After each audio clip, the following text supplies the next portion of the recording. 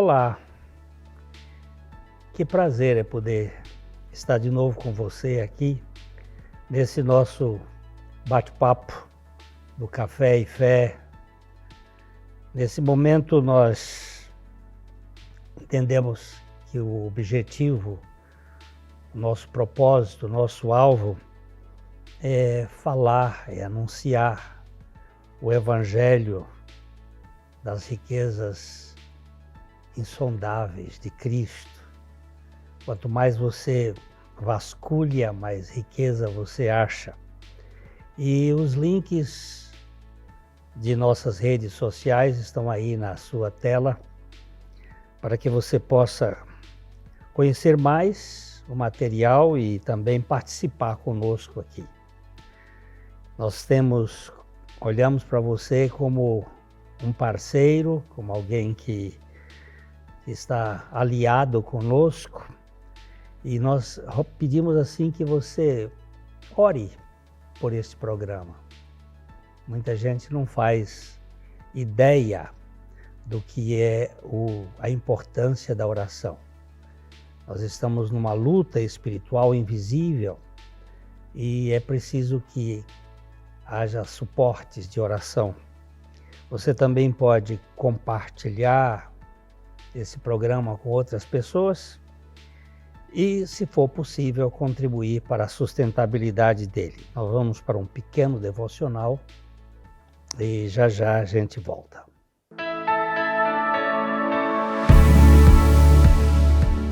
Amado de minha alma, eu te amo, ó Senhor, força minha. O Senhor é a minha rocha, a minha cidadela, o meu libertador, o meu Deus, o meu rochedo em que me refugio, o meu escudo, a força da minha salvação, o meu baluarte. Salmo 18, 1 e 2. Você provavelmente já ouviu alguém dizer a outro a frase "eu te amo". Namorados, casados, pais, filhos podem dizer "eu te amo" para o outro. Alguns não conseguem pronunciar essa frase e dizem "gosto muito de você", ou alguma outra expressão de carinho verbal. De vez em quando, vejo casais que um dia disseram que se amavam, mas em pouco tempo disseram que se odiavam. Um casal pode confundir o verdadeiro amor com paixão e logo que as dificuldades aparecem, dizem "eu não te amo mais". O poeta português Luís Vaz de Camões escreveu um soneto sobre o amor que diz assim: "Amor é fogo que arde sem se ver, é ferida que dói e não se sente, é um contentamento descontente, é dor que desatina sem doer, é um não querer mais que bem querer, é um andar solitário entre a gente, é nunca contentar-se de contente, é um cuidar que ganha sem perder, é querer estar preso por vontade, é servir a quem vence, o vencedor, é ter com quem nos mata a lealdade. Mas como causar pode ser o favor nos corações humanos a amizade, se tão contrário a si mesmo é o amor? O amor verdadeiro é uma decisão deliberada, de entrega e doação, mesmo que não haja algum ganho ou troca aparente. Amar é muito mais que um sentimento, é muito mais do que paixão. Mas por mais bonito que seja esse soneto, e por mais que toque nossas emoções, a maior expressão do verdadeiro amor foi-nos dada por Jesus Cristo e registrado por João, que diz: "Porque Deus amou ao mundo de tal maneira que deu seu Filho unigênito, para que todo o que nele crê não pereça, mas tenha a vida eterna. Porquanto Deus enviou o seu Filho ao mundo, não para que julgasse o mundo, mas para que o mundo fosse salvo por ele." João 3, 16 e 17. Ninguém que de fato tenha experimentado o amor de Jesus Cristo pode amar a Deus e ao próximo verdadeiramente. Em geral, vemos no ser humano expressões sinceras e altruístas, mas também, muitas vezes, interesseiras. No entanto, o verdadeiro amor a Deus e ao próximo somente é possível pela vida de Jesus Cristo em nós. O salmista disse: "Eu te amo, ó Senhor, força minha." Por que amamos a Deus? Porque Ele nos amou primeiro. Ele que se tornou a minha rocha, a minha cidadela, o meu libertador, o meu Deus, o meu rochedo em que me refugio. Por que o amamos? Porque Ele se deu a si mesmo por nós quando ainda éramos seus inimigos. Temos vida por meio da morte de seu Filho na cruz. Temos paz por meio do seu sangue derramado. Recebemos um novo coração porque ele destruiu o velho coração na sua morte. Amor verdadeiro por Deus é, em todos os sentidos, resultado da ação dele por nós. Ele é o agente eficaz que agora me faz amá-lo de verdade. Porque o amamos? Porque ele é a força da minha salvação, o meu baluarte. Em Deus sou plenamente satisfeito por causa do amor do Pai, manifestado em Jesus Cristo e revelado pelo Espírito Santo. Glória à Trindade Santa.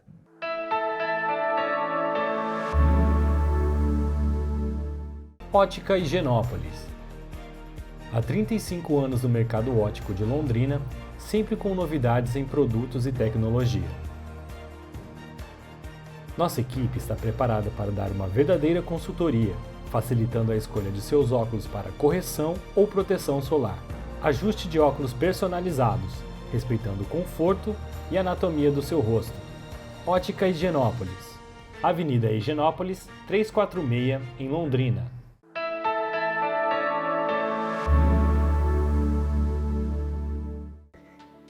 Então, antes de nós começarmos a nossa meditação aqui, vamos nos colocar diante da presença de Deus para que Ele nos dirija. Nosso Pai, nós somos tão rápidos para esquecer as coisas e tão volúveis com os nossos pensamentos. Por isso nós te pedimos que Tu operes em nós, Tu faças com que, tanto no falar como no ouvir, haja uma operação do Teu Espírito. E nós pedimos também pela vida de cada pessoa aqui, aqueles que estão trabalhando e aqueles que estão ouvindo, que as suas famílias sejam dirigidas e governadas pela operação sobrenatural do Teu Espírito Santo. É o que nós te pedimos em nome de Jesus. Amém. Nós temos conversado aqui sobre as coisas dos últimos tempos, dos últimos dias. Temos procurado focar a mensagem final de Deus para a humanidade.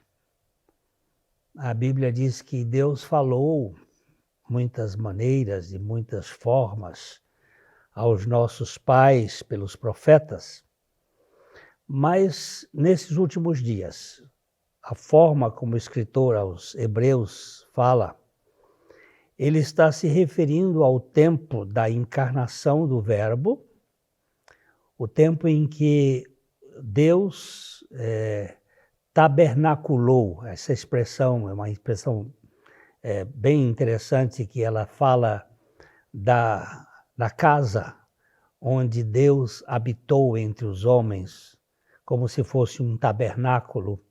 Ele veio morar com gente e veio desmanchar a maneira equivocada como nós vivemos, centralizados em nós mesmos, cheios de um egoísmo insuportável.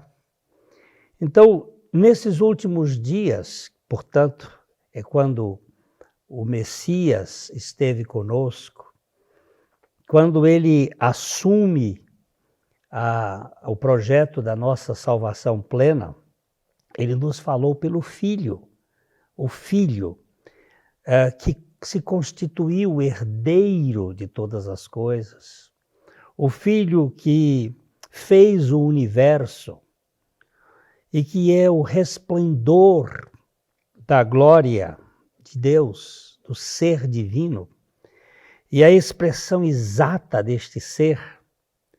Ele usa aqui uma expressão sustentando todas as coisas pela palavra do seu poder.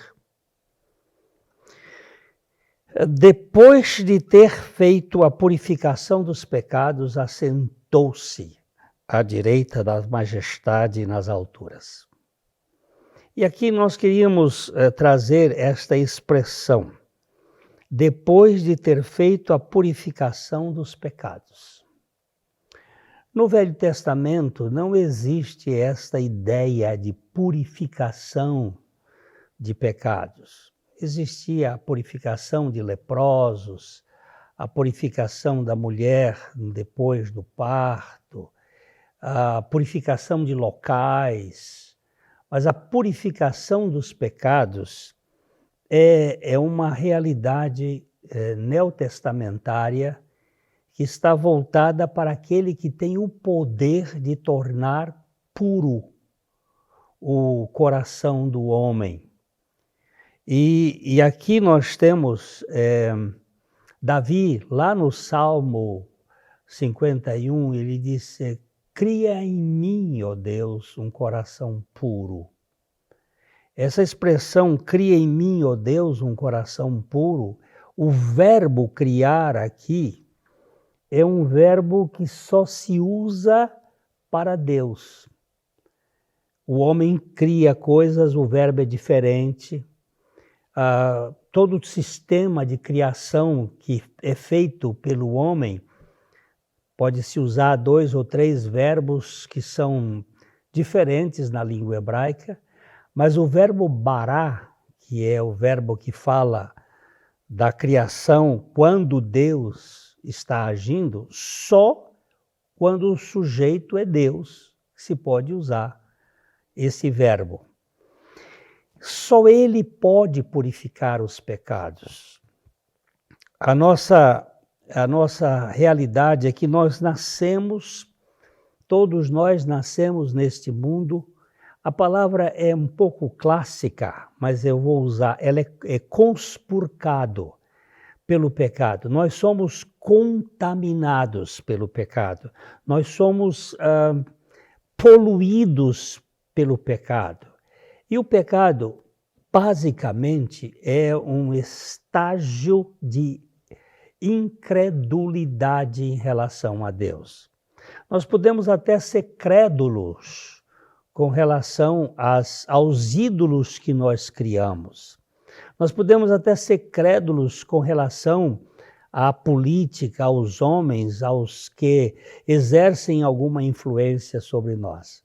Mas fé, do ponto de vista bíblico, é um milagre numa pessoa. Então, a grande necessidade que nós temos é de sermos purificados. Por quê? Porque todos nós somos como trapos de imundícia. Todos nós somos como o imundo. E toda a nossa justiça, as nossas justiças como trapo de imundícia. Todos nós murchamos como a folha, e as nossas iniquidades como um vento nos arrebatam. Que densidade de informações aqui. O que o profeta está dizendo, fazendo um diagnóstico da natureza humana, é que a nossa natureza é como o imundo. A palavra imundo aqui significa aquele que está eticamente contaminado. Ele está religiosamente sujo, ou ele está cheio de vermes. É uma pessoa que não tem condições de viver uma vida comunitária. Ele está usando essa expressão para a nossa natureza. É por isso que nós digladiamos, nós brigamos, nós competimos uns com os outros por causa desta nossa imundícia existencial. Ele usa também a figura que todos nós, as nossas justiças são como trapos de imundícia. Trapos aqui, usado na linguagem hebraica, seriam aqueles panos apodrecidos com o sangue morto da menstruação e que se tornava fétido. E ele diz que nós murchamos como a folha. Você vai secando e as nossas iniquidades como um vento nos arrebatam. Isto está falando de mim, isso está falando de você. Nós, por melhor que sejamos, olhados dentro do microscópio de Deus, apresentamos esta realidade que exige, sem dúvida, de purificação. E é por isso que eu estava citando o salmista Davi, quando ele clama, purifica-me com hisopo, e eu ficarei limpo. Lava-me e ficarei mais alvo do que a neve. Cria em mim, ó Deus, um coração puro e renova dentro de mim um espírito inabalável. Só Jesus Cristo, o Filho de Deus, pode fazer isto na minha vida e na sua. Esse é o problema. Muitas pessoas tentam se purificar pelas obras, mas as nossas obras estão contaminadas pelo nosso egoísmo, pelo orgulho, pela vaidade. Por melhor que elas sejam, elas estão realmente poluídas e nossas obras não podem nos purificar.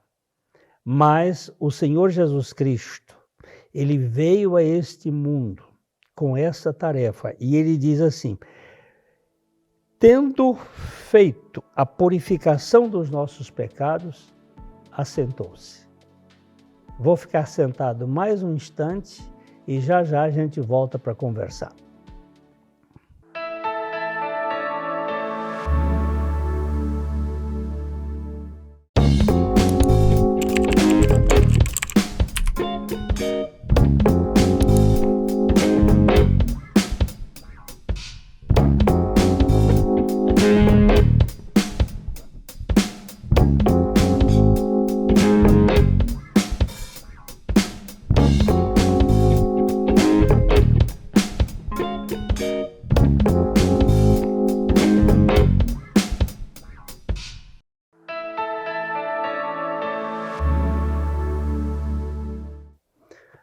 Como eu estava falando, a purificação, que é uma espécie de catarse, a palavra a gente usa catarro, que é jogar para fora aquilo que estava sujo, estava adoecendo a gente.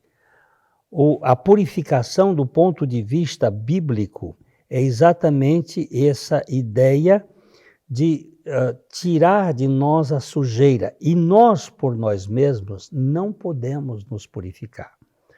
O profeta Jeremias, ele diz assim: pelo que ainda que te laves com salitre e amontoes potassa, soda, continua a mácula da tua iniquidade perante mim, diz o Senhor Deus.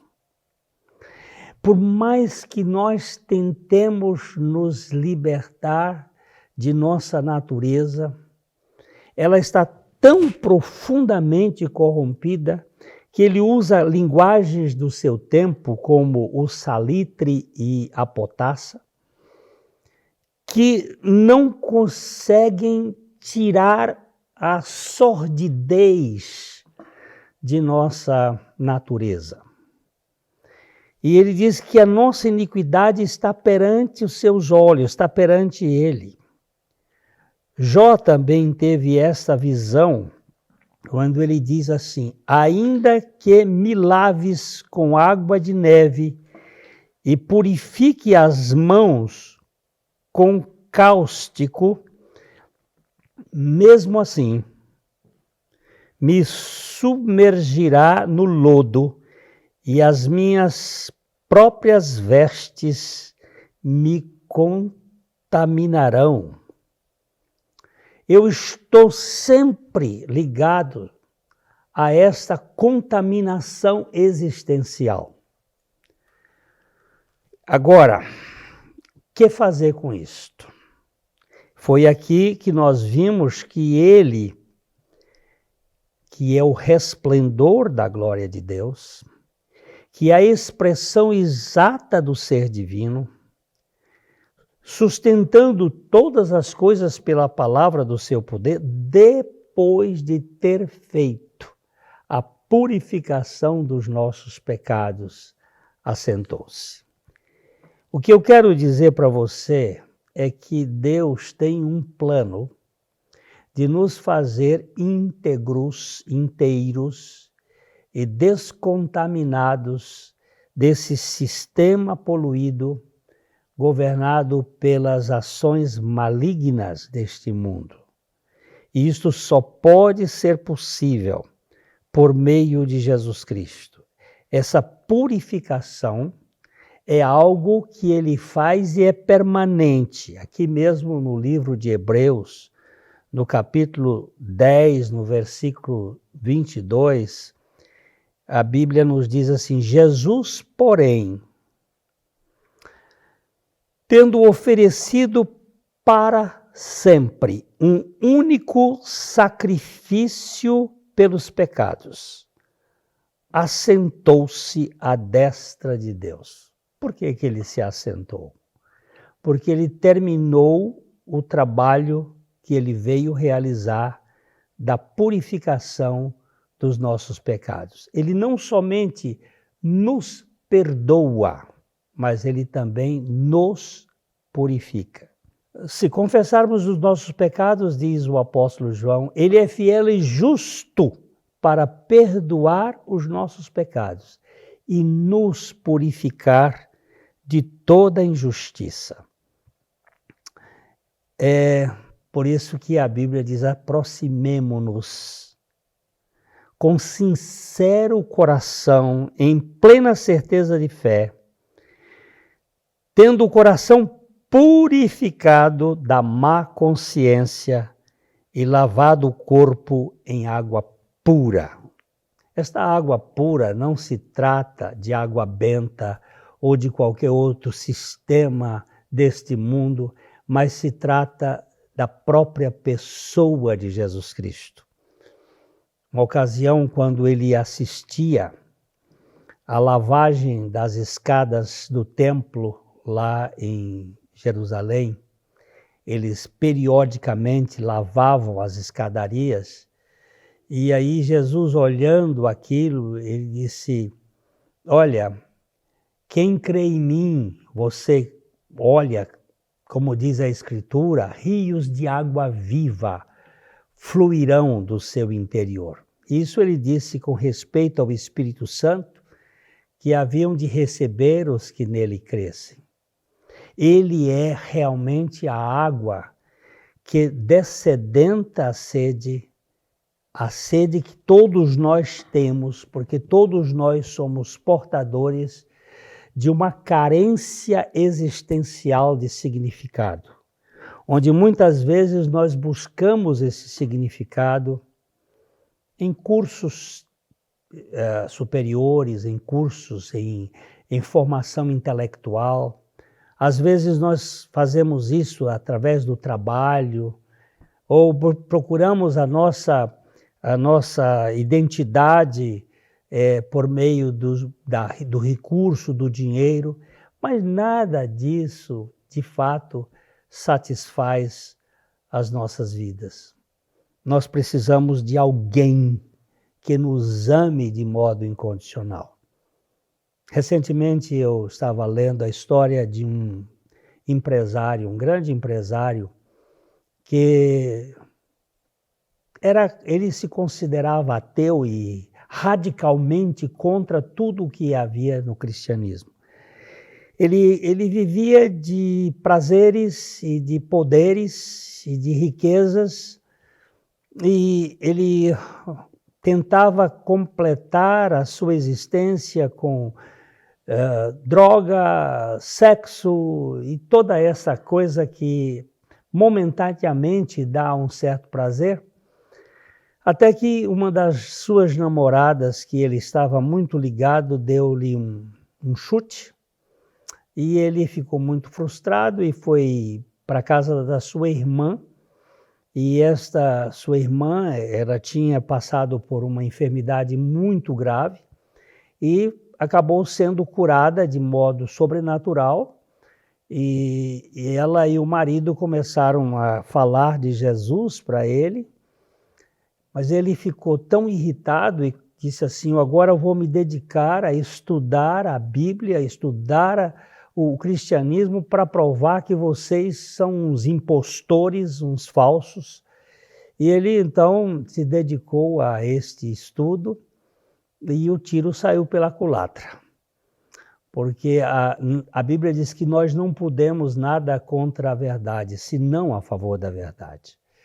E agora esse empresário, eu não me lembro o nome dele agora, mas ele diz o seguinte: eu gasto grande parte do meu tempo e as minhas redes sociais para dizer que não existe outra pessoa neste universo que pode dar sentido à sua vida a não ser Jesus Cristo.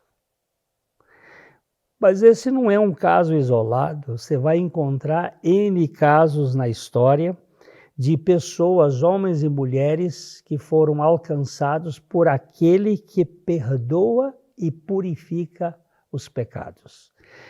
Então, meus queridos, nós podemos dizer que Jesus Cristo, ele tem o poder de fazer a sua vida ter sentido. Ele veio para isto, para nos trazer limpeza. Não significa que eu não peque mais. Significa que o pecado não terá mais domínio sobre a minha vida. A Bíblia é muito clara em dizer: o pecado não terá mais domínio sobre nós, porque não estamos debaixo da lei, mas debaixo da graça. A lei sempre vai nos impulsionar a ver que somos incapazes de não pecar. Mas a graça vai nos mostrar que Deus é poderoso e Ele assume o nosso pecado e nos limpa e não nos cobra daquele pecado. Porque uma vez perdoado, para sempre apagado. Por isso que ele vai dizer que por um único, tendo oferecido para sempre um único sacrifício pelos pecados, assentou-se para que nós esperemos as manifestações do seu poder na nossa vida. O que eu posso garantir para você é que há uma purificação.